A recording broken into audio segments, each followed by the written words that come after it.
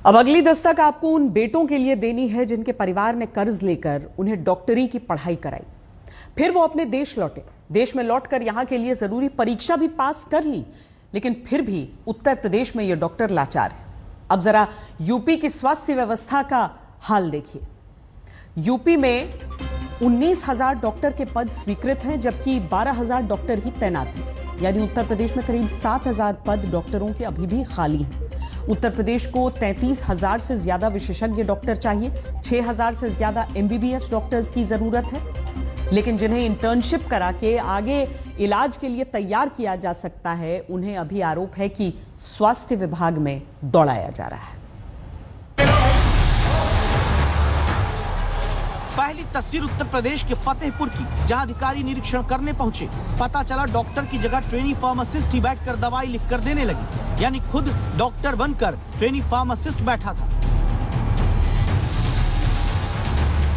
दूसरी कहानी उत्तर प्रदेश के कानपुर देहात। आरोप है कि यहाँ इलाज की हालत ऐसी, बिजली गुल तो अंधेरे में ही इलाज किया जा रहा। तीसरी कहानी उत्तर प्रदेश के देवरिया की, जहां सारी सच्चाई स्वास्थ्य व्यवस्था की देवरिया मेडिकल कॉलेज के इस वायरल वीडियो में दर्ज है, जहां एक बुजुर्ग महिला कैदी की हालत बिगड़ने पर इलाज के लिए लाया गया।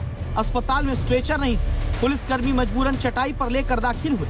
ये तीन कहानियां उस उत्तर प्रदेश की स्वास्थ्य व्यवस्था की, जहां स्ट्रेचर की जगह चटाई मिलती है, अंधेरे में इलाज होता है, डॉक्टर की जगह फार्मासिस्ट दवा लिखते हैं। और तब देखिए चेहरे उन डॉक्टर्स के जिनके पास डिग्री है, लेकिन सरकारी अस्पताल में इंटर्नशिप के लिए इनको लटकाया जा रहा है। ये लोग कौन हैं? कहानी जान लीजिए।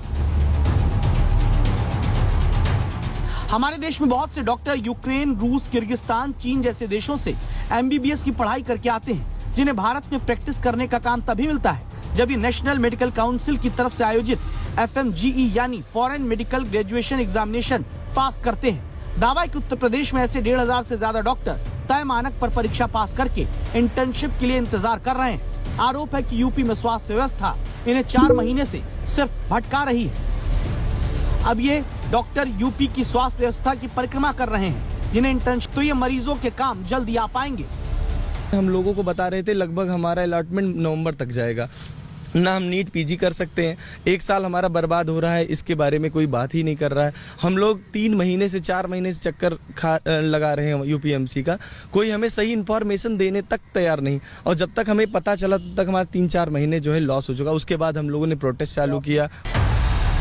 सूरज तिवारी जैसे सैकड़ों डॉक्टर कर्ज लेकर पढ़ाई की, इन्हें कर्ज भी चुकाना है, परिवार की जिम्मेदारी उठानी है। ये लखनऊ में हेल्थ डिपार्टमेंट के अधिकारियों के दफ्तर दौड़ रहे हैं और स्वास्थ्य मंत्री कहते हैं कि एक केस तो बताइए।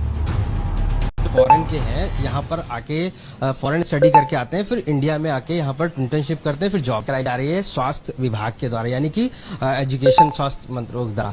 क्या रीजन हो सकता है? विदेश से जो MBBS करके बच्चे आते हैं उनके लिए नियम कानून